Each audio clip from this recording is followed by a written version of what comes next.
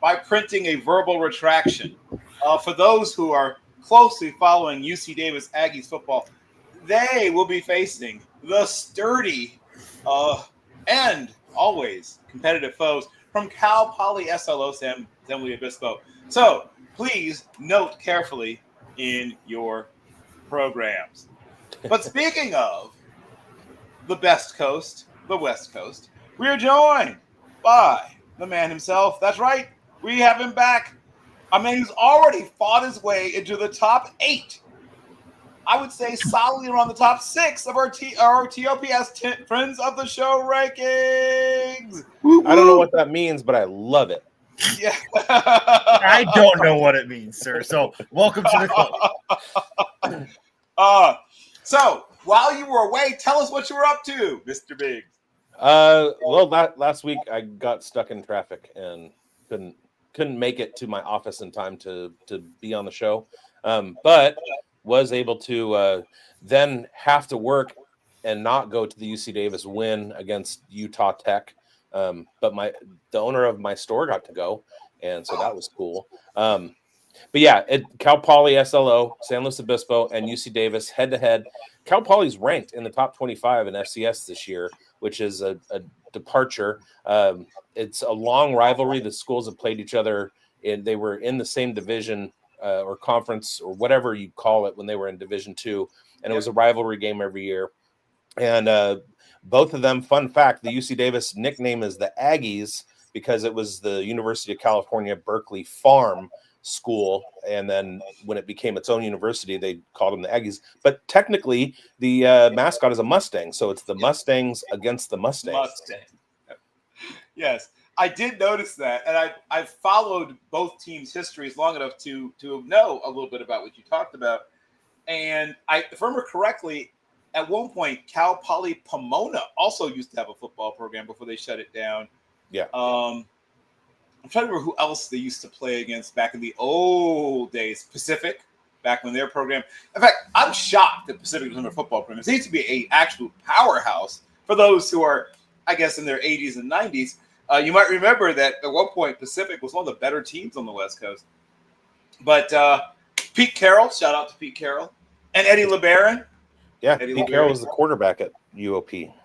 Yep. And Eddie LeBaron also. Eddie LeBaron was an even better quarterback and a war hero, Silver Star in Korea. But that's not why people tuned in. They didn't come in for military/football history, I don't think. They didn't come for FCS minutia? I hope that we get more people coming. In fact, Brandon, that's a thing you and I will do together. That is still at the toddling stage of FCS minutia. But you and I, we can do it. D2? I got going back in the day with D2. I got you, but you go. There we go. Yeah. You know what? We'll do a special someday. We'll do a special where we don't even mention FBS football, but we will this week. Don't worry, fans. This week we will definitely be mentioning FBS football.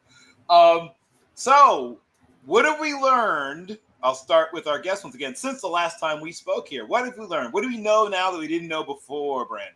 Ole Miss is much, much better than I thought that they would be. And and Mike Gundy is just as inept as I had imagined. Oregon is a wagon. And if I had to handicap a favorite to win the national championship so far this year, it would be Oregon. I don't think anybody's going to beat them. I love when smart people agree with me because it makes me feel smart. Oregon doesn't seem to have a weakness to me. I used to be a little bit worried about their secondary. I'm worried no more. I don't know if I shared this a couple weeks ago, but when I was watching Oregon, and I think it was the Oregon State game, the team that they reminded me of was the 1993-94 San Francisco 49ers. With Steve Young, Jerry Rice, John Taylor, the one that beat the brakes off the Chargers in the Super Bowl. Yeah, 55-19 or something. Yes, I remember. They scored at will. I think it was Mariucci or Seifert, one of the two, asked Steve Young how many touchdowns he wanted to throw, and he said 6. So they went out and threw 6 touchdowns. Just football execution at its peak, and that's the vibe I get from Oregon. Yeah. Now Penn State was formidable, but they look super good. Yeah. I didn't understand why Dante Moore didn't get more buzz, hype, whatever term you want to use coming in the season, I thought he was a better prospect than about 5 of the people I heard being like loved on by big draft coming into the season at the quarterback position. And once again, I feel smart because he's thus far outplayed all those dudes. Yeah. And could he use- ESPN's mock list has him, I think, in the top 10 at this point. Well, where he probably should have been the whole time. Now, he still could use, some time both playing more football and some time, introducing himself to, the weights that build your back and shoulders. But I think, living and eating will help him with some of that. He still looks, it's not like his high school body. I mean, he was really thin coming out, but now he's wiry. He's got that wiry build, sort of Cunningham-esque, for those that remember when Randall first came out. But yeah, it's hard to find a thing where you say, boy, you can attack them here, right? They defend the run well. They defend the pass well. They have a good pass rush. Their interior on both offense and defense is stout. They have guys who are going to play in the NFL at the exteriors of their offense and their defense. Mr. Sadiq is going to probably go in the top 50 to 60 picks when he comes out. So, yeah, they have a lot of stuff. Well, I'm going to go to my notes. They have depth, too, at every deep. position. Right. If they get injury attrition, it's not going to matter because everybody that they have, 1 through 4 is going to be able to play. And Decorian Moore, as the number 1 wide receiver prospect coming out, he is a revelation. Like, that kid is he's a special one on the level of Ryan Williams and the guys that we've talked about over the last few years. He's right there with them. And if he's not the number 1 wide receiver in his draft class, I will be surprised. I'm with you. Same question for my co-host, Mr. Matt Brunelli. What do you know now, Matt, you didn't know before? Well, I think Indiana is the truth. I mean, I think, a lot of people thought maybe last year was a little bit of a fluke with the easy schedule, but Indiana now has 2 big wins in the Big 12, Big 10 that they didn't have last year with a massive win over Illinois. And then following it up and beating the Iowa team. I mean, that one wasn't as pretty, but they did go into Iowa and win in Iowa, which was a big win. So this Iowa team with Mendoza, who's potentially a first-round pick with his current play in Indiana, is the truth. We'll definitely get to see this follow up next week because they go and play your guys' consensus national champions are titled right now Oregon Ducks in Oregon, so that should be a fun game to watch. So look out for Indiana. Still, I mean, they've definitely been more ready and it's better than I expected, but I did see a stat today where like Indiana has like 40 or 60% like seniors playing. So can they continue?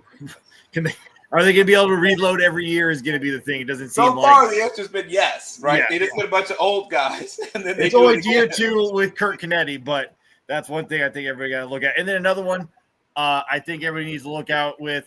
It was an amazing game last week with Mississippi State and Tennessee visiting down there. I do think that Jeff Lebby has the Bulldogs in the right direction.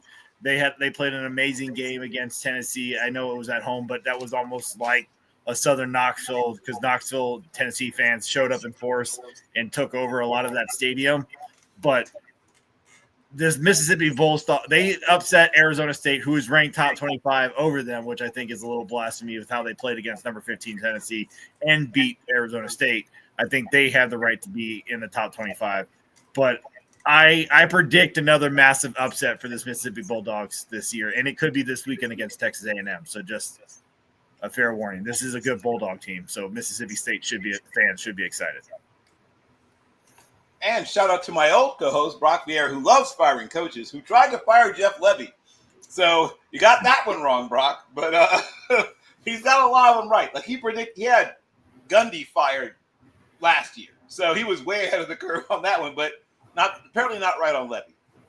So Jeff Lebby, as people probably know, is the son-in-law of Art Briles, and he caught some heat because he let Art Briles around the program. Didn't ever make him officially or even unofficially a member of the staff, but he did let him, he'd watch tape with him, he'd ask him things, and yeah, he caught some flack for it because, Art Briles. I think that kind of tells you why. Yeah, it covers it. Kind of covers it, yeah. So, but he survived that. He survived the kind of rough beginning of things there, partially because Mississippi State, unlike many SEC programs, has a fairly realistic view of what it actually is as a program. Yeah. They said, we're a project. We're willing to wait. God bless them. And they actually, it's happening. It's working out. Yeah, and they, Mississippi, they lost a lot of starters in that game too. They were losing players left and right, and still was able to make it a dogfight throughout the whole matchup. So he does coach a well fought or tough team. And I mean, I know a lot of fans don't like Sharpen, but Sharpen played an overall decent game. He didn't have a lot of time to throw the football against Tennessee, but I know Mississippi State is in the rebuild stage, but I do expect this team to upset another. I do expect them to be in a bowl game this year. They're at 4-1 right now, and I do expect another loss. I do expect another upset in the top 25, and they have a couple other easy wins like Florida. I think they can beat Florida. And that's the best thing about college football is that every year you have, a team like that, wins 6 games, finishes at, 6-5 or 6-6. But 2 of those wins are against good teams that they had no business beating. And it happens just about to every team, and across the entire country. And it's what makes Saturday so great. Yeah. Agreed. So the ACC, to me, is the most interesting conference of them all. For 2 reasons. One, they have a lot of really interesting quarterbacks, right? Not all of them are good, but none of them are dumb. That's the first thing I'll say about the ACC quarterback play that I've seen so far, and I've seen almost all of them at this point. I have to see if there's any. I may not have missed any of them. I was super high on Mr. Mensah coming into the season, as I mentioned before. Fell in love with Backleys at Tulane, and I haven't fallen out of love. Still, there's things you can work on, like, every college quarterback, particularly nowadays, since footwork is not really a thing anymore. Yeah. So whoever gets these guys, hey, good luck with teaching them how to actually, sync up the footwork with the release of the ball and the routes of the receivers. But, that's why they get paid the big bucks. I'm a big fan of what Duke is doing. They're still a recruiting class away, probably from being able to, square up with the big boys in the conference. Clemson is another recruiting class away from being able to square up with the big boys in the conference, too, quite frankly. Miami is Miami. Now, are they back in the sense of, the national stage? Yeah, Warren Sapp, Sean Taylor, like that bunch. Kenny Dorsey, Miami, probably not. That may never come back again. I mean, the ability to stack talent like that is probably gone. Like, I don't think that's a bad thing. I think the fact that players, have so much more choice and so many more places to play. It used to be you had here's the 12 really good schools, and then here's the schools you go if you can't go to those, and then after that it was whatever. Now there's any school could become a really good school. I think NIL leveled a lot of things. If you have money, it leveled it out. Well, right, if you have money, right. Look, shout out to Texas Tech, who I want to talk about next. Because nice segue, co-host. Yes, Texas Tech does have money, and they're super willing to spend it, obviously. And so if your program has been stuck in a ditch for, let's say, I don't know, a couple dozen years, and somebody says, I'm tired of this, here's X amount of dollars with a lot of zeros and then a big number in front of it, you can fix a lot of things in 2-3 years, like a lot of things, pretty quickly. Well, since Texas Tech's been brought up, I will go to our co-host, or I'm not a co-host, sorry, our guest. I'll come to our co-host next, though. One, have you had a chance to check out Texas Tech? And if so, what did you think of it? I have not. I have been fully rooted in West Coast football, paying attention to UC Davis and Cal, etc. My alma mater, Division II, Arkansas Tech. Arkansas Tech. So I'm not really huge on Texas Tech, and they also don't have a whole lot of players that hit the radar in Devy fantasy. So they're definitely a school that I need to put together more homework on. They also don't get the same coverage. So I'm going through and I'm looking at the show sheet, and I'm pretty familiar with most of the games that are coming up on the slate this week. I just started kind of dipping my toes into being interested in Houston last week with their big win. And I know that they're playing Texas Tech. Yes. I don't know how to handicap that one. Got it. Well, here's what I will tell you. David Bailey and Romello Height are dudes, as they say. They are straight up dudes. I won't be shocked if those guys are consensus first round types, but if they both go to the combine, and I'm assuming they both will, and both perform the way I think they might, they will be some of the people that have a lot of heat surrounding them coming out of the combine. They're those kinds of guys. They're those kind of players. Baron Morton is one of those guys who plays with an edge, sometimes a little too much edge. But he's super fun to watch. Baron Morton's super fun to watch. He's got a little bit of a lot of those pissed off Texas quarterbacks. Pissed off as in like felt overlooked or felt whatever. The Manziel wasn't pissed off. He was just on substances.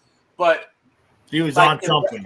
That's for sure. Some multiple something sometimes. But Baker, Reagan, Mayfield, right, played angry all the time, right? Because he felt like he should have been, and he should have been. He's probably right. He should have been recruited much more differently. And now, Baron Morton's not quite as small and not quite as angry, but he has a little bit of an edge to him. He does have the ability to layer footballs. He can do lots of things in terms of he can throw with a certain amount of anticipation, but he also has, he can gun it in there when he needs to. He definitely takes a few more chances that I like. Like I would be like, oh, wow, hey, great, don't do that again, right? You got away with it, but, hey, that's, little gunslinger attitude there. A little bit. A little bit. Those guys like this, see what they can get away with. The good news is that they have a lot of talent, especially for that conference, right? The conference, obviously Texas and Oklahoma aren't there anymore. So that left a nice gap. And at first I thought Baylor might fill it, and then Baylor got it. And so now, that gap was still there. We have some of the new members of the conference that have, UCF has occasionally made some noise, but this is apparently not their year.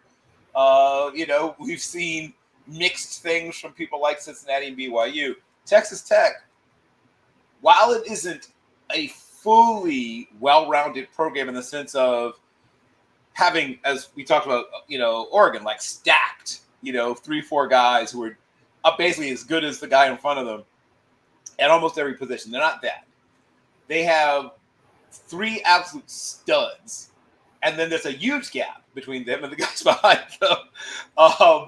But I can see they're working on it. I can see it's changing. I think they have a legitimate chance to win 10 games this year.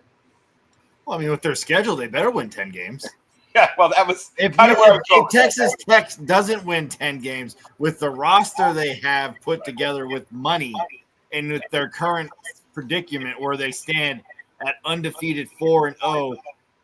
Again, let's go. We've mentioned it. I can keep hammering that they only beat Arkansas, Pine Bluff, Kent State, and Oregon State and Utah. Utah being a decent win, a top 25 win at Utah. So that was big. It was a very close matchup. That was when I was in Tennessee, so I didn't get to watch that one. I really wanted to, but I did follow it and realize that it was a close game until something in the fourth quarter and the dams broke and Texas pulled away. So I don't know what to make of this Texas Tech team. Yes, they're undefeated, but we don't know about that Utah matchup still. We don't know where that Utah team is going to lead up, and we don't know what Texas is.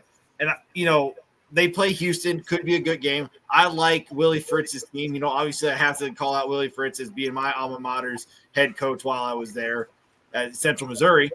But I don't know if this Houston team, this is only year 2 for Willie in Houston. I don't know if this team has the talent that Texas Tech has put together.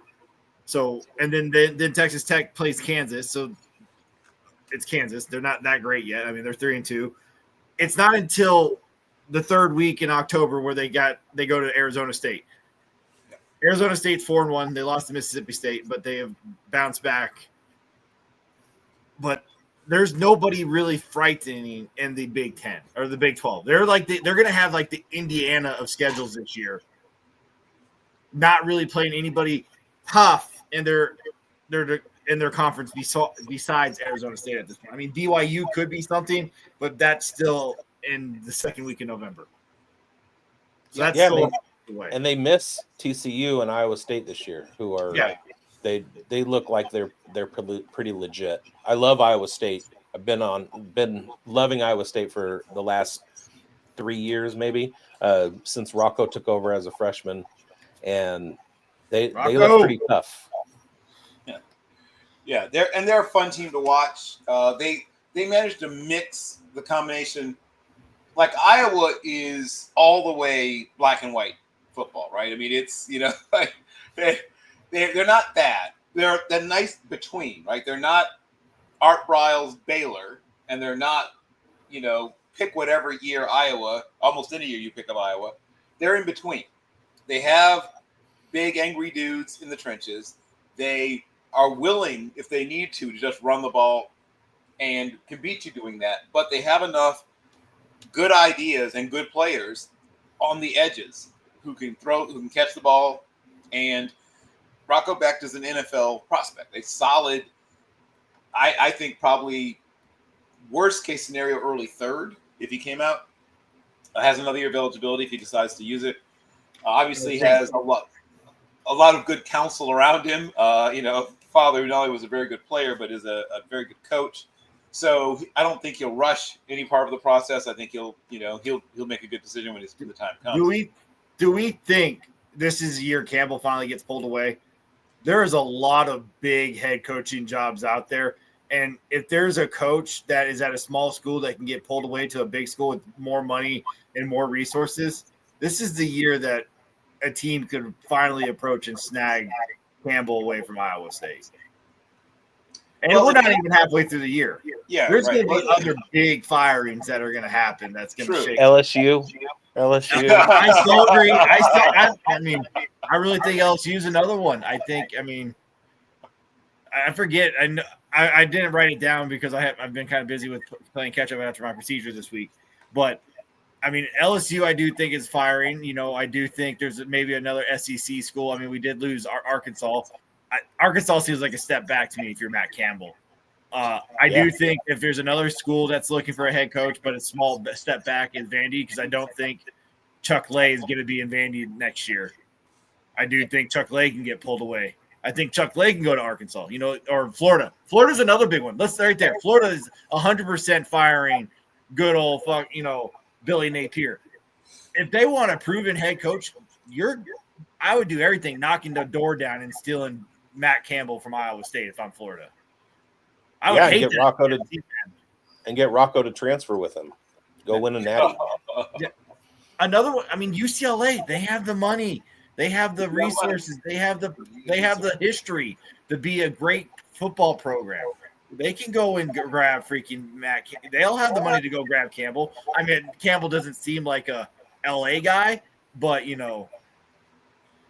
mean, he turned USC down before, so yeah.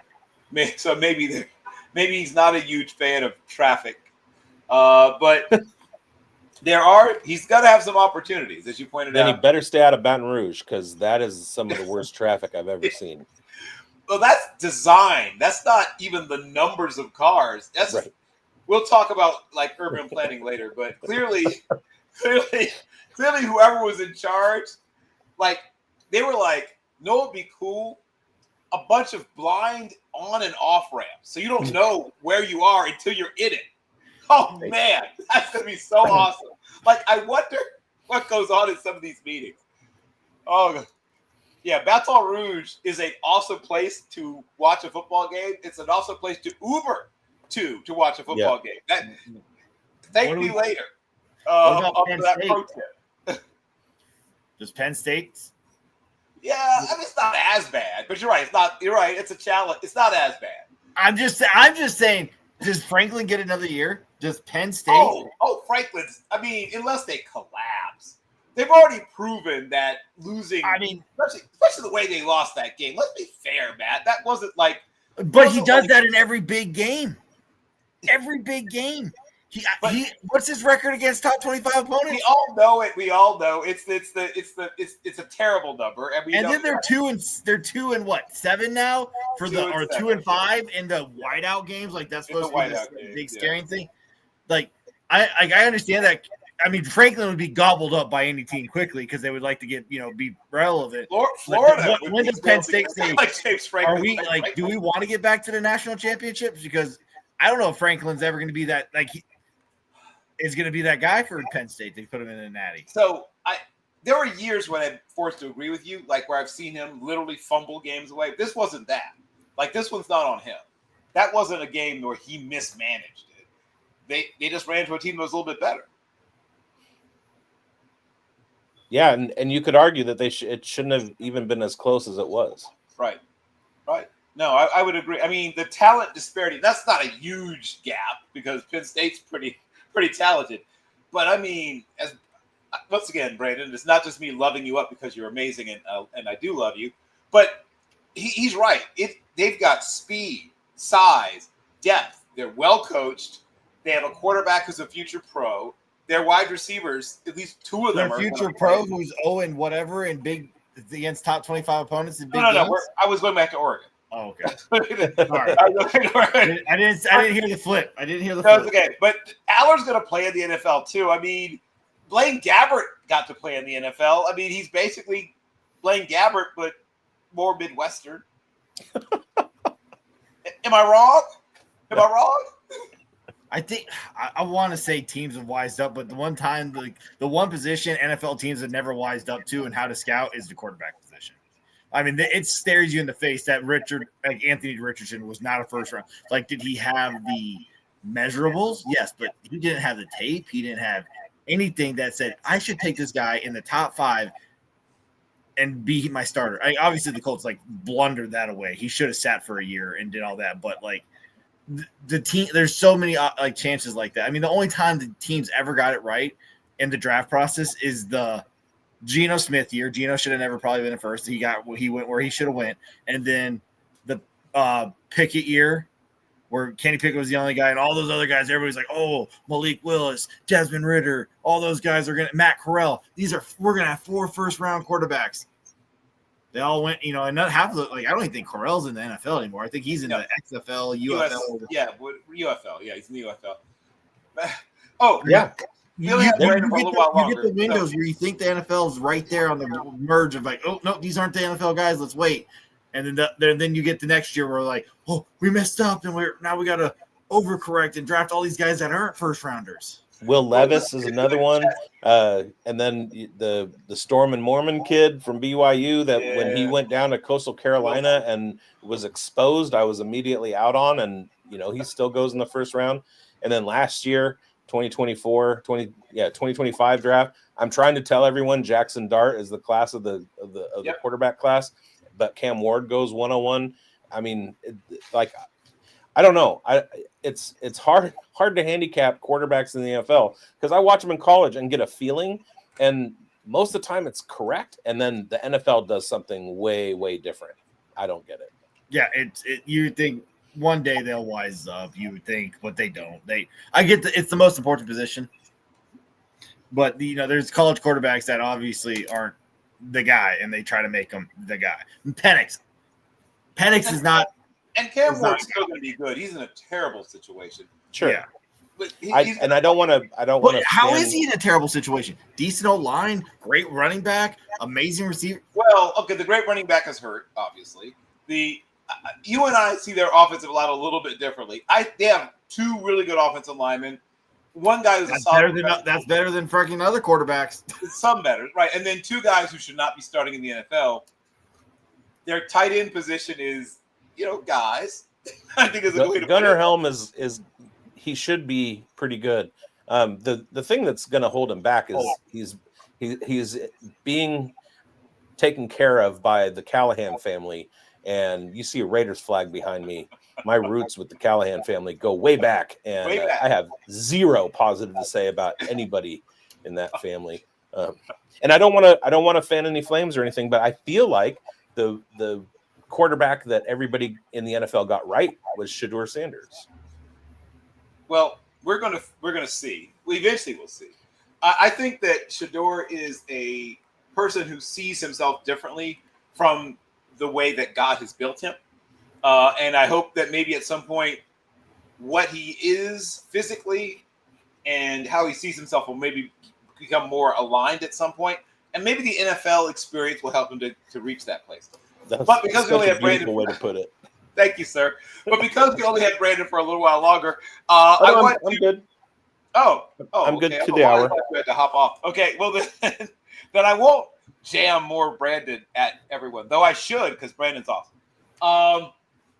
So give us the game that you're most intrigued by this upcoming week, Brandon, and why. I got to stay with a homer pick, and I have to say, Duke heading to California and facing the California Golden Bears. It's kind of unconscionable that California is in the ACC, the Atlantic Coast Conference. Meanwhile, you can see the Pacific Ocean from the highway in Berkeley. Well, at least the bay anyway, which is part of the Pacific Ocean. Nonetheless, you have home games in Berkeley with East Coast teams traveling across the country and playing at 7:30 Pacific time, which is their body clocks are 10:30. We saw Miami almost go down last year with the 101 Cam Ward and some really, really poor decision making, but they got bailed out by the refs against Cal. And that was a Fernando Mendoza team. This year, the Aztecs, the San Diego State game notwithstanding, Cal has looked pretty good in beating Minnesota, in beating Boston College. Now Duke has a great defense, and they're traveling across the country to play a late night game. And that's super interesting to me because with this West Coast ACC experiment, it's going to be interesting to kind of clock over the next few years how East Coast teams do traveling across the country and playing that late at night. So that's a real interesting game to me. Houston, you put in your show notes Tanner Koziol. I love him at tight end. Yes. And then the other one that I saw was Alabama Vanderbilt. So Alabama bows Georgia. And Vanderbilt is the kind of team that I always told my kids when they were growing up, if you're going to be a quarterback recruit, wouldn't you want to go to Vanderbilt and be the hero rather than go to Alabama and be, a regular fish in a big, huge pond? So is Vanderbilt legit? It's going to be quite a showdown there. I think that's one of the most interesting storylines. And then is Virginia for real? Can they piggyback off of last week's win and prove that they belong? So a lot of really good games this week. A lot of really good games. Alabama and Vanderbilt have played for like 114 years or something, and for 112 of those years, it wasn't a rivalry game. But now it is. Is it? There's one win. Vandy likes to think everybody's a rival because they suck. They lose to everybody, so they make it a rival game because they're like, oh, we've lost to you 80 times, and we finally beat you that one time, so now it's a rivalry, and everybody else is like, go away. Shoot. You're good for 1 year. Your coach will leave you like good old James Franklin, and you're going to be right back where you were the year before. And well, I mean, until they bring back Art Briles. Just kidding, I think. But James Franklin is going to come back after. And you're still trying to fire James Franklin, I think. I gotta honor my predecessor. I see that. You are very much falling naturally into the Brock Vieira fire the coach role. Clark Lee is going to be on a lot of people's dance cards. You're right about that. If you are a Wisconsin, right? I mean, he'd be a good fit a lot of places. And while he might not be a sexy enough name for the top tier programs, if you're Wisconsin, if you're James Franklin, he's really he is James Franklin. I mean, right? It's easy to say that. Slightly shorter, a little thicker build, but you're right. Bald, smart, played a tough defense, plays a nasty. I mean, Penn State grabbed him up, and it was a great decision. I mean, I know I'm trying to fire him because he's not he's built but he can't get him over that hump. They're kind of stuck. But like you said, at Wisconsin, that screams Chuck Lay to me. Yeah. No, Clark Lee would do very well at Wisconsin, and Wisconsin would look like Wisconsin. The thing that people have been whining about, you know how Pittsburgh fans, no matter what's going on, whine that they aren't running the football enough because they just have to. It's genetically built into them. Wisconsin fans and Pittsburgh fans whine about a lot of the same things. Why aren't you running the ball more? You know, now, admittedly, they're trying to run air raid, which hasn't always worked out for them in the most recent years. In beautiful Madison, Clark Lee would clearly move away from some of that. They'd still use spread elements, but they'd be that quote unquote power spread. Shout out to Coastal Carolina. I don't think they coined the term, but I do remember hearing the term bandied about a lot. But yes, to my co-hosts, give me your games that you're most fascinated by. Well, yeah, I mean, Big Bone definitely stole one off of me there because it was the Vanderbilt Alabama game. I thought was one we had to look out for. So, I mean, good on calling that one out. He also, I think the other one is you got to talk about really quickly is Florida State. We're going to Miami. You got the Florida Conference games going on, and can Florida State bounce back after being beat by Virginia? Is this the trap game for Miami? And does Miami lose a game they shouldn't? I feel like they're always going to lose a game. I would put money on it right now. Miami loses the game regular season. Miami will not finish the season undefeated. I would put money down on that. I'm very confident in that. And I know that might be a little cynical, but I just don't trust that coaching staff. I'm going to keep hammering home. I was very impressed with this team last week. I'm going to hammer it. Mississippi State, Texas A&M at Texas A&M. Can Mississippi State keep giving everybody competition, or is it that they're just that good at home? They beat Arizona State at home. They gave Tennessee a run for their money at home. I am very excited to see what this team can do on the road in enemy territory. Can they keep? Is it going to be a dogfight, or is Mississippi State just going to get trumped by Texas A&M? Yeah, in a weird sort of way, is Texas A&M for real? Like, this game will actually sort of answer that for us as well. I think Mississippi State is exactly what Mississippi State is. They're going to play everybody tough, and if you don't approach them seriously, and if you don't have a good game plan, you could definitely get your butt upset. This is exactly the kind of game that Texas A&M used to lose, right? Last year, year before that, the year before that, and how many more years before that you'd like to say, that was exactly the kind of game they would lose, right? They might beat Alabama, they might beat LSU, but oh yeah, they're going to get, they're going to lose by 13 to Mississippi State. Watch out for Jacksonville State in one of those games that they paid them to come in, that kind of thing. Like, that's the kind of game they would find a way to mess up. If truly this is no longer that Texas A&M, this would be a game that helps us to see that, because this is exactly the kind of game the old Texas A&M would lose. This is a big game for Mike Elko, for sure, to be able to prove that he's different from everybody else. Another quick one: Michigan State, Nebraska, going to Nebraska. Can Nebraska rebound to the loss against Michigan a week ago or 2 weeks ago with the bye week? That was a very close game. Comes down into overtime, right? No, that went to overtime, right? Yeah. Yeah. So I think Nebraska's good. Dylan Arroyo, Patrick Mahomes 2.0, wannabe, whatever you want to call him. He's a good quarterback. He truly is. There's just times he's frustrating because he tries to be more than what he should be. It's a little, yeah. He needs to get a little bit more of his own personality as a player. That would be great. But you're right. The elbow sleeve and he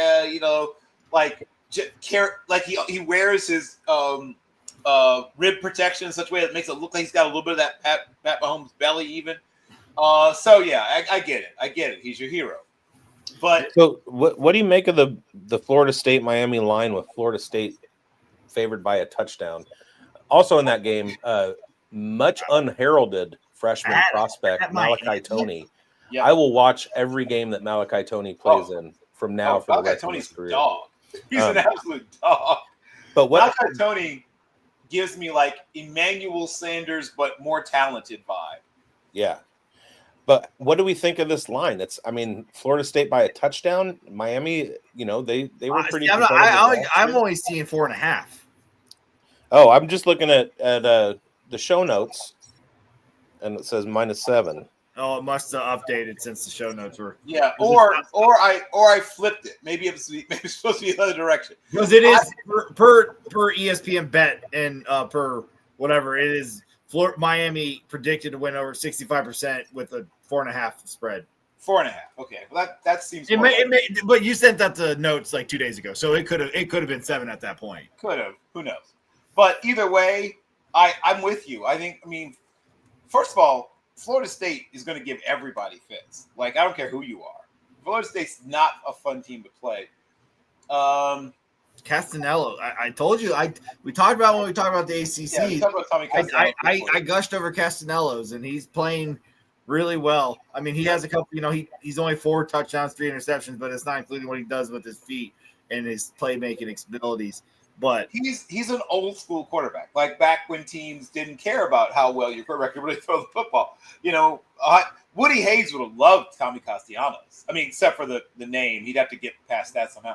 But he would love everything else about how Castellanos plays, right? He like Rex Kern. I know I'm the only person who probably knows who even is, but those guys, right? Nolan Cromwell when he was at Kansas, those kind of guys who later wanted to be a DB in the NFL, but. Here's what I will make sure I talk about because no one else has, and you guys at least left me one game. Great. So Notre Dame. You're welcome. Well, okay. So once again, Notre Dame has to clearly run it from here forward, right? They have to look good doing it. Like not only do they have to win all the rest of their games, they have to look good doing it. So not only do they have to beat Boise, they have to look dominant. If it's a dogfight, it hurts them. If they, win this game 27-24, it hurts them, right? They've got to dismantle Boise for a bunch of different reasons. Notre Dame is always going to be on the high wire act because of their situation. Now, the good news is they're Notre Dame and they can get away with it. We're just us, we're by ourselves. But in a year like this, it's going to hurt them, right? They have no room for error, less than no room for error. They have to only win, but win impressively every game they play. And I don't know if that's enough, Bill. Right, that's what I'm saying. I don't think they're going to anyway. I'm not going to go. I'm not gutsy enough to call this be a full-on upset. Not that brave, but I am going to say I do think it's going to be a dogfight. I think they pull it out towards the end, but I think Boise gives them trouble. They say it's a 20.5-point favorite. I don't think they're going to cover that. I just don't see that coming. If Notre Dame won out, I don't know. The only other good matchup right now, currently how the college football landscape looks, is USC at 4-1. Like first of all, they need USC to not lose any more games, right? Yeah, they need to take one loss USC, and then they need to beat them, like not just edge them out, but once again, like 20 points, right? They need to win every game they play by 20 or more points, including the USC game, and they need USC to not lose any more games. Even then, it might not be enough. And I would have said Syracuse, but with them losing their starting quarterback, the Syracuse team is not going to be the same, and I hate that because you know how much of a Fran Brown guy I am, and what I think of the Syracuse team. But losing Steve Angeli, yep, former Notre Dame quarterback. Yeah, exactly. That would have been a revenge game. Yeah. It kind of sucks that we lose that, but I just don't know if this Notre Dame, if they did what they did to Arkansas the rest of the year, I don't know if that's enough for this Notre Dame team to be a playoff contender or even a playoff team. So Notre Dame goes and scores 50 points every game, and their opponent fires their coach. For the rest of the season, they're in the playoffs. You think? I just don't know. I don't see. I mean, of course, that's right now. So much is going to happen from week 6 to week 13. I mean, teams are going to lose, teams are going to win, things are going to shuffle 1,000 more times. Who knows what's going to happen. Most people say once you have 2 losses, your chance for the playoffs are over. But what if everybody has 2 losses? Right. Right, but their schedule is not super strong. But yes. No, but whose schedule wasn't super strong last year and made the playoffs? You set a precedent putting Indiana in last year with a very weak schedule, and it proved that it wasn't the right thing to do because when they went up to Notre Dame, that wasn't a game. It was not great. No, you're right. It was not great. So is the college football committee going to learn from their mistake last year and make sure a team with a weak schedule doesn't go back in and get walloped around, or are they going to put the best 12 teams in? No, I'm right there with you. Virginia is an interesting team to me, as I've mentioned before, and somebody threw there out there. And I'm fascinated by Louisville. Louisville is a program that is always sort of right there. They lurk, right? Louisville's one of those programs. They're going to get somebody. Every year, somebody gets Louisville every year, right? Every year, somebody gets it. And someone's trying to figure out, like, who's the team? Who's the unsuspecting team that gets Louisville this year? And I don't think it's going to be this week, though. I think that the timing is off, right? They're a little too wary or a little too attuned or whatever term you want to use to get Louisville. But somebody's going to get it, right? Probably not Miami. Let me see. So, yeah, they got Virginia and Miami next. Yeah, they don't Who have gets Louisville? But somebody always does. Like Purdue used to do back when they were at least very competitive. Clemson? Maybe. That would sting if they got Louisville this year. Ooh. 1-3 Clemson goes to Louisville. Oh. Oof. Yeah, that would be. SMU, I mean, they could bounce back at the end of the year. Kentucky, in-state rivalry. I mean, there's a couple of those teams back there. There's a couple of those. Nope, you're not wrong. I could see one of those possibly. I will continue to think about that. But I may end up writing an article about who gets Louisville this year. But you're right. Some of those are good candidates for the being the better. Virginia Tech. Oh, ooh. Wah, wah, wah. What is this Virginia team? Is this Virginia team going to come off a high and lose badly? Are they going to say, hey, we are legit? Like, what is this Virginia team going to do? Well, your question came at exactly the right time. Dun, dun, dun, dun, dun, as if by magic. We are joined by our guru of ACC sports. It is perfect timing. So I don't know if you gentlemen know each other, but Brandon, this is Jeff. Jeff is fantastic, and he's not just a football guy. He does ACC sports, period, but he's fantastic for us when we get around to the ACC. So Matt just asked a question about, is Virginia for real? Who better to answer that question than you, Jeffrey Van? Fire when ready. I don't know if he's ready. All right. Hopefully. Yeah, glad to be on. And yes. All right. Go ahead, Hi, everyone. Can you hear me? Yes, I can hear you. Okay, good. I do think Virginia is pretty legitimate. They've been building towards this for a while now. I mean, last year they were being more competitive, and Tony Elliott, when he came into Virginia, he wanted to instill an identity at Virginia with good offensive line, a strong running game. And I actually thought when he first came in, like, wait a minute, he's so intent on trying to put his stamp on the program, he's kind of forgetting, what was really good about them in that last year with Bronco Mendenhall, and remember they were kind of wide open passing team, and they really struggled that first year. Got a little better the second year. Then they had the unfortunate tragedy off the field, and he's dealt with a lot. But this Virginia team was showing signs early in the year. He's got Chandler Morris there at quarterback, and they really should have beat NC State in that game. It came down to a final play, and this is one of the best offenses in the ACC. and in the country. When Florida State came in there, they had to play that game with a real makeshift offensive line. I mean, they were really depleted along that offensive line, and it didn't matter at all. I heard a national radio guy say today that Virginia was better on the offensive line than Alabama was, which I'm not sure I'd go that far because of the injuries they were dealing with, but it just kind of goes to show what a good coaching job they've done. And when you can win in the trenches, you can be really successful. Now, I mean, we're going to find out this week when they go to Louisville, if they really, if it's really sustainable that they can compete in the ACC. But I think that's a very legitimate team. And Tony Elliott has really done a fantastic job. I mean, this is the best Virginia team they've had since a few years ago when they made the ACC title game.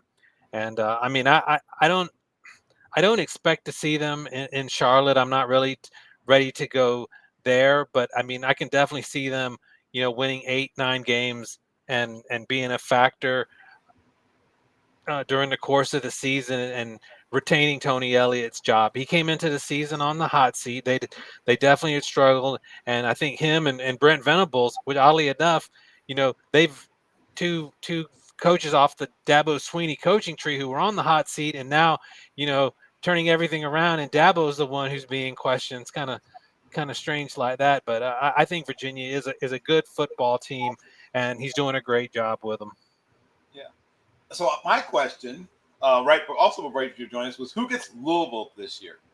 Because every year somebody gets upset by Louisville, or the last few years, right? Some team that should win against Louisville does not, right? Or at least higher ranked. Whether they should win or not is a whole other question. But a higher ranked team, usually it's a night game too, at least in the last few years. Some Florida, some school, some bigger or more highly regarded school, very often a night game. Sometimes it's at home, sometimes it's on the road. Lets Louisville hang around foolishly, right? And then at the end, Louisville executes some Louisville type play, and comes out with the victory. Who do you think might be a possible victim for Louisville this year? Yeah, I mean, I thought coming into the season, that upset victim for Louisville was going to be, Clemson on a Friday night later in the year. But I mean, now I don't think anyone would really consider it an upset, and probably most people would have Louisville as the favorite. They got to go on the road to Miami. I don't really think they're equipped to win down there. I think that if the game was at Louisville in a night game, you might kind of look at that one as a trap game. I'm looking at the rest of Louisville's schedule, and I really don't see a game on the schedule where they shouldn't, be favored, or at worst, pick them, maybe SMU, but I wouldn't say that would be a very big upset at all. I mean, I think they're in a really good position. Louisville started out the season with a really light schedule. They struggled with James Madison, but I thought the comeback against Pitt really showed something. And if they can take care of Virginia, they're going to be 5-0 going into that game with Miami. I don't think they can pull that off. So I'm not really sure if I see my Louisville pulling off that upset that we've sometimes seen. Though, I mean, they could put the final nail in the coffin of Clemson season if that hadn't happened already. Yeah, hard to argue that point. Brandon or Matt, Yes. Do you have any questions for Jeffrey about ACC prospects, ACC teams, ACC football? No, not really. I'm a California Golden Bear fan, and so I've Love now Welcome to become ACC, Brandon. a follower of the ACC more closely than I used to be. But yeah, I'm just kind of basking in the JKS glory right now, and my upset of the week, Cal home dogs against Duke. I think they win. Well, I'll ask Jeffrey about that. Do you agree? Could he be right about the sturdy Golden Bears coming out with a victory there. Yeah, I think that is very possible. You know, I think Cal has already kind of beaten a team that's kind of similar to Duke, and they knocked off Minnesota at home, kind of a physical football team, which Duke can be at times. Duke may be a little bit more talented than Minnesota, but I mean, I don't know what happened to Cal in that game against San Diego State, where they got blown out. I mean, they looked like a completely different team. It was the only time that JKS really looked like a freshman quarterback. But I think those kind of performances are going to be rarer and rarer because that is one really talented quarterback, and the team just kind of feeds off that. I know Duke is coming off of a huge win at Syracuse, 38-3, and they played really well their last two games. But Duke's kind of they've been really inconsistent.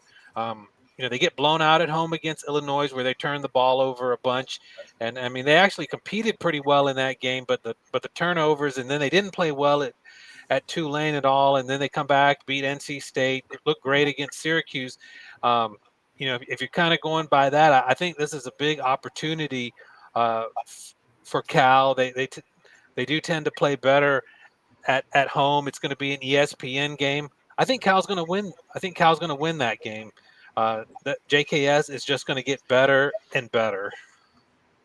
And that was one of the things that I brought up before you got on the show was Duke traveling across the country and playing a late night game. It's going to be 10:30 on the East Coast. That's their body clocks. And the fact that you have all of these ACC teams that are going to be doing that at Cal, it's going to be interesting over the next couple of years to see how that scheduling affects what teams are able to do. And if it does truly give Cal a home field advantage, as we know, it's hard to travel from the West Coast and play early games. Is it going to be the same traveling from the East Coast and playing very, very late games? Yeah, that's an interesting point. And of course, it's unfair to ask an ACC team like Cal to play a team like San Diego State in California, where their body clocks are all thrown off. I'm halfway joking, but no, that game was a surprise. It was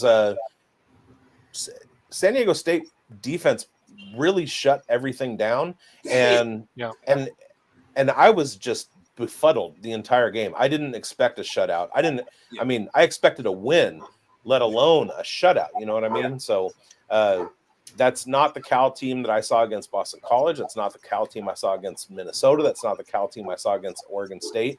So it has to have been just one of those weeks where nothing went right. It's that, but also quiet is kept. I mean, I don't know if other people scout coaching staffs, but the last 3 coaching staffs at San Diego State have had great defensive back coaching. Their defensive back coaching is amongst the best in the country. It's up there. Name whatever SEC school, whatever Big Ten school you want to name. San Diego State coaches the living daylights out of their DBs. Their DBs are incredibly well coached. They're cross-trained so that if their free safety goes down, one of their corners can play free safety. If their strong safety goes down, they play with 3 safeties. So if any one of their 3 safeties go down, their corners can play that position. Their nickel can play corner. He can play safety. I don't know how they find all these guys who can equally play every position as well as they do, but they do. San Diego State has one of the smartest, best coaches, the most versatile defensive backfields you're ever going to see. And if you haven't been watching San Diego State football, especially if you love really smart secondary play, they're up there with the best in the country. They change the picture on you, which is how they got a young quarterback a lot. They change the picture on you a lot. It looks like you think you're looking at quarters coverage. Nope, it's man. You think you're looking at man. Nope, it's cover 6 or quarter half. You think it's cover 3. Nope, it's a man trap coverage. Like they just jump into so many different coverages and they disguise them so well. If you don't watch a lot of San Diego State football and you love defensive back play, I'm just saying, check it out. Check out at least one game. You don't like it, you get your money back. Just not the Cal game. I'll watch any game except for that one again. That one. You have to watch that one. But but they changed the picture on that kid a lot. They brought guys close to the line of scrimmage when he thought they were dropping deep, and then he would drop people when he thought they were coming close to the line of scrimmage. Like they really confuse them a lot. They'll do that to other people too. Like they are a really smart, really well coached, and they have a shared defensive coordinator kind of thing, which normally doesn't work, but it works for them. But yeah, enough of me loving up the San Diego State defensive coaching staff. It is now time for us to ask more questions of Jeff. So, if Miami, Jeff, is indeed the best team in the conference, and I think most people think it is, are they a good enough team that they could be a legitimate national championship contender? Yeah, I do. I don't think there's an overwhelming um, an overwhelming number one team in the country. I think one thing I think everyone can kind of recognize, this isn't like 6, 7, 8 years ago, where Clemson and Alabama were heads and shoulders above everyone else, or the Burrow teams, Ed Orgeron's 2020 LSU team. I mean, I kind of think since that time that number one team has kind of slipped back to the pack. I mean, I don't see a number one anyone in this year's college football that could compete with those teams. And what that does is kind of bring Ohio State back to the field. That bring some of those Georgia back to the field. I think someone said that Georgia was something like 8-4 in their last 12 games against the P4, and half of those games went to overtime. So so for that, I don't see any reason why Miami can't be considered one of the national title tenders. I mean, they're very good at quarterback. They're good at the both lines of scrimmage. They might have the best pair of defensive ends in college football. Reuben Bain's going to be an All-American. I think Ohio State is very good, probably the best defensive team in college football, but they've struggled a little bit on offense. Oregon, I think I would put up there in the top 3. You go to Happy Valley during a whiteout game, and I mean I think if I remember, they were up double digits for a portion of that game in the second half before Penn State made a run. So those are my top 3 teams in the country right now, and I don't see why you can't put Miami, even if they lose to Florida State, unless it's like a blowout, which I don't see happening at all.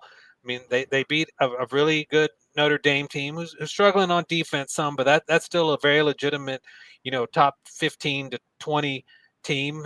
They blew out a South Florida team that is probably one of the better G5 teams out there, and they control that game with Florida. I know Florida's probably going to go 4-8 or whatever, but that's a talented team, and they control that game. It was a little bit closer in the score-wise late in the game than it really was, but the final was about the way the game flow really went. I think Cristobal really has a team that can make a run at a national title. I think at the moment they're probably the most complete team, out there. Maybe Oregon. Like I said, I have Ohio State up there. When you can't deny how good their defense is. But yeah, I really think Miami is a legitimate national title contender. Okay. Give everyone a ACC game to watch that we haven't already discussed. What's a game that really intrigues you in the conference, Jeffrey, that we haven't touched on yet? For this weekend? Ideally this weekend, or maybe if it's one that's upcoming very soon.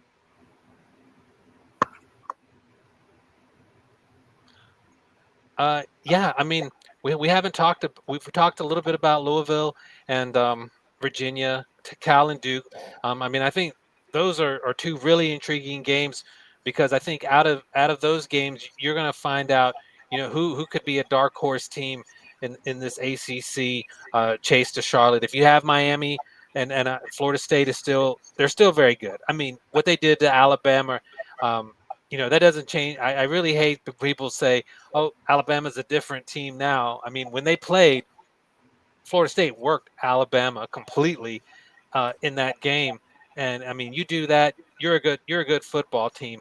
So I'm not taking anything away from Virginia. I mean, maybe the expectations got a little bit too high for Florida State, and that Yeah, I almost can't believe I almost missed that. That's the game this weekend. Florida State, in and Miami in Doak Campbell. I actually think the Noles have a pretty good chance to win that game. And, if they knock off Miami, they're going to own wins over the Canes and Alabama.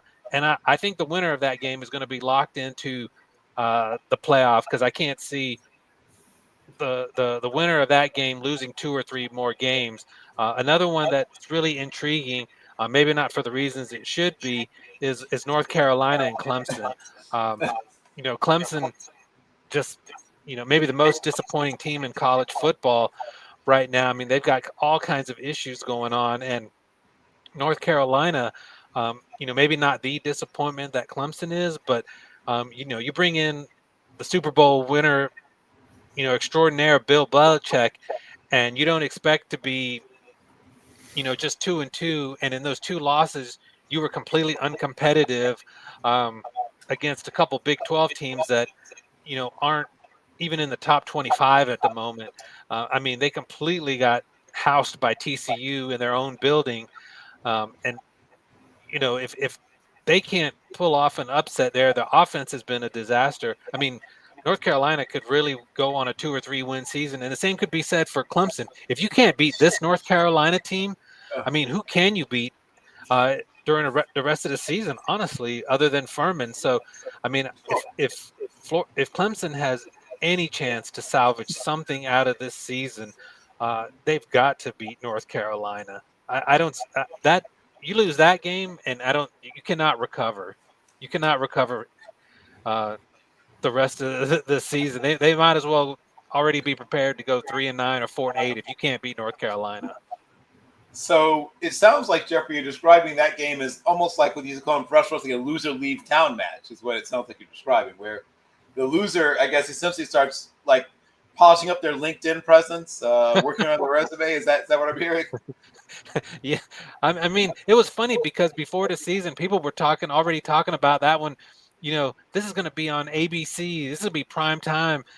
Some people were even saying that's going to be an opportunity for game day. Clemson's going to go in there undefeated, and North Carolina is going to be 3-1, or maybe 4-0 if they pull off a couple of upsets. And that game is now getting all the attention for the wrong reasons.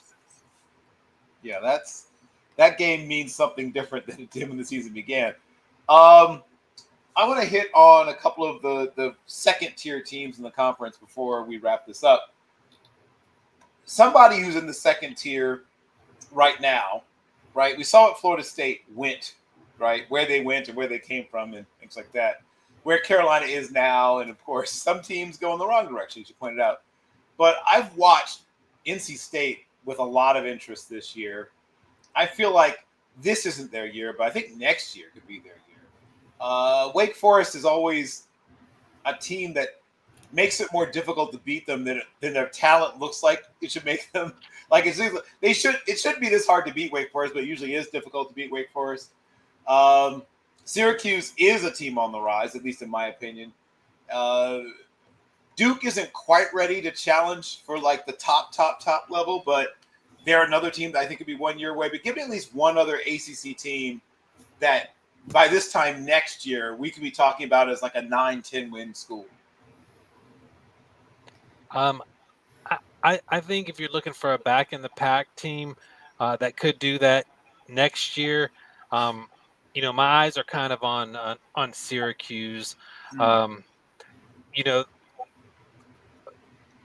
when they went into Clemson, I was at that game, and Fran Brown and his staff coached circles around Dabo Sweeney and his staff, and the way they just lined up, pushed that defensive front. I mean, Clemson had been losing, but I mean, nobody had really pushed the defense around to that extent that Syracuse did early on the game. I mean, they really outclassed Clemson in that first half, and if Angeli doesn't get hurt, who knows? They might have scored 40, 45 in that game. It really knocked the wind out of them to lose Angeli for the season. I would expect he'll be back next year for Syracuse and healthy. And I think that's who I can see pointing towards next season. Definitely. I mean, still not really an excuse for the way they got blown out by Duke. That should not have happened. I mean, a loss not unacceptable, but the way they lost. But I feel like that could be a team uh, to watch. Cal, JKS matures. I mean, There's already talk about people coming after him in the transfer portal, so they got to find a way to hold on to him for next year. But if they do, I mean, they could have one of the best young. He's already an excellent quarterback, but they could have a quarterback, an all ACC caliber quarterback next year. You're talking about NC State. I mean, I really like CJ Bailey at quarterback, but I don't know if Dave Doran, I mean, he's going to have to kind of put something together here in the second half of the season because there's a lot of hot seat rumblings there at Raleigh. So that's why I kind of lean towards Syracuse. And if Cal can retain JKS as being the middle of the pack teams, I'd be watching for next year. Matt, did you have a final question for Jeffrey before I ask Jeffrey to hype up? He already kind of answered them. I had a couple lined up, but I was sitting here waiting for my turn, and you kind of asked them all, or he kind of talked to them, he covered them all. So I was going to get his opinion on a couple of the Florida State Miami game. He knocked that out, and I was going to ask the same question about some sleepers, but you took them from me, Bill. Mea culpa. So before you go, Jeffrey, first of all, tell people where they can find your work and follow you, and what are you working on? What are you doing? Yeah, you can find me on Twitter at Talkin' ACC Sports, like you see there on the screen. We're blogging at allsportsdiscussion.com each week on the season. We got a Sunday podcast that we put out each Sunday. We usually have someone from the ACC with my co-host, All Sports the ACC. Matt joins me. He's a Virginia Tech grad, and that's a team you might want to watch here in the second half of the ACC season. They were left for dead with the Brent Pry firing, but kind of they've gotten some new life with Montgomery coming in. They got a running game going. Georgia Tech's got a bye week, but they got to be prepared for that running game. And Georgia Tech, even though they're 5-0, it struggles with people stopping the run. So that's a game I'm keeping an eye on for next week. But I mean, the ACC has definitely struggled, like from the middle of the pack on down out of conference. But they have some of those elite wins, especially from Miami and Florida State, and Georgia Tech won at Colorado. And then you've got the Louisville, Virginia winner. So I think you're going to have 4 or 5 teams that have a legitimate chance to, sneak into the playoffs, and you might see multiple teams from the ACC. I think there's actually a pretty good chance of that happening. And you don't know what Clemson's going to do in the second half of the season. I mean, I think they're just as likely as to run the table at this point as to win 3 or 4 games. They're just, you look at them and you're just like, they're just too talented to continue to struggle the way they have. If they could put it together, I mean, they could knock out Florida State in Death Valley. They could win at South Carolina. All these things are still on the table, but until they get that, offense squared away and get more consistent on defense, I mean, they're just as likely as to go 3-9 at this point as 9-3. So, you're watching Clemson with a lot of interest as well. Understood. If you care at all about ACC sports, especially football, I care about football. Basketball, of course, is what a lot of people know the ACC for. I don't know if Jeffrey talks about ACC baseball, but there's really good baseball in the ACC. Virginia's had several good teams. Georgia Tech's been good for a long, long time. Shout out to Nomar Garcia-Parra. There have been lots of good track and field athletes who come out of the conference, and now they've got West Coast stuff going on too, which is fun. So if you're like a tennis player or run track, you might, leave class, get on a plane, compete until like almost midnight in your body clock time, and get on a plane at 3:00 in the morning and fly back and take a chemistry final. Whee! But yes, the coast to coast conference, as I like to call it. Jeffrey, it is always a pleasure, an honor, and a privilege. We will definitely have you again at least once more before the season is out. And you, sir, are in the top 10 of our FOTS friends of the show. Right now, you're battling out in that 6-7 spot. I think this might push you into that clear number 6. All right, I like it. Appreciate you all having me. I need to see Enjoyed this it. list, Bill. Yeah, well, you and I will work on it after the show. You know, we'll get out the bean counters. We'll get out the all the tea leaves and we'll work through it. The good old thing All back right. in the day with the Jeffrey is as good as it gets. Really, if you care at all about ACC sports, you've got to follow him at Talking ACC Sports. It's easy to remember, and he is really, really as good as it gets. Thank you, Jeffrey, for joining us. All right, appreciate it, guys. Have a good. you too. Take care, sir. Did you have a final thought, co-host Mr. Matt Brunelli? No, I mean, everything was kind of talked about. It's going to be an amazing week, and I think we talked about all the big games. You know, I definitely think it's going to be an interesting weekend. Well done, us. Yeah, it's one of those weekends. It's for me. I have nothing to look forward to this football weekend, so it's just going to be a lot of both my teams are on bye. That's Never true. ever happened. So now I don't know what to do with myself. Like I'm going to watch games, but I'm never going to be fully invested in the game because it's not my teams. So it's going to be an interesting weekend with football. I am excited for Michigan versus Wisconsin. I don't think it's going to be a game, but I do like to see. I think it'll be a good game. This is a good game for scouting purposes, right? Obviously draft season is not quite, but it's coming sooner than we think. It's a really good week because there's a lot of intriguing matchups for individual players going against individual players. There's some good corner, wide receiver, defensive tackle, offensive guard. It's going to be a great wide receiver class. Yep. It's going to be great. And the Vanderbilt Alabama game is going to be interesting because Ty Simpson's been a lot better after the week 1. I thought that was Ty Simpson, and he's kind of rebounced and remade himself. So it's good. This is another good game. He's played well against Georgia. This Vanderbilt defense is no joke. So everybody's overlooking Vanderbilt. It's Vanderbilt. At this point, how do you overlook Vanderbilt? But everybody, you hear the name Vanderbilt, you don't think a 17 seed Vanderbilt. So what happens is that just look out. Does Alabama roll, or does Alabama get rolled on? Is going to be the thing. I think it's going to be a rock fight. Whoever wins it will have earned it. I'm going to say that much because this is going to be.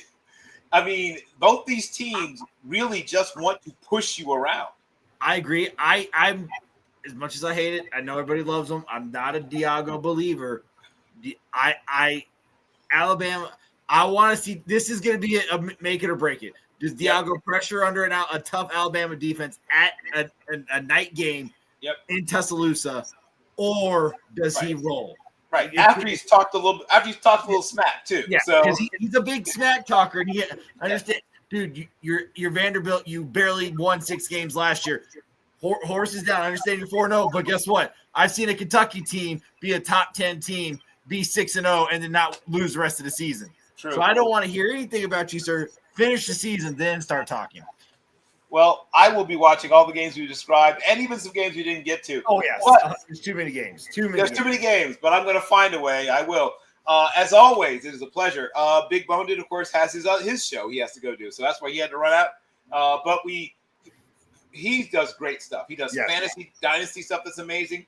He does small school and big school stuff. He's fantastic. If you're not following him, at Big Boned 38, what are you doing with your life? Or Big Boned FFB on Twitter, Big Boned 38 on everything or something like that. But either way, get on it. Get that done. As always, it's a pleasure. I'm Bill Carroll, and that guy over there is Matt Brunelli, and we are OUT out. We'll be back again in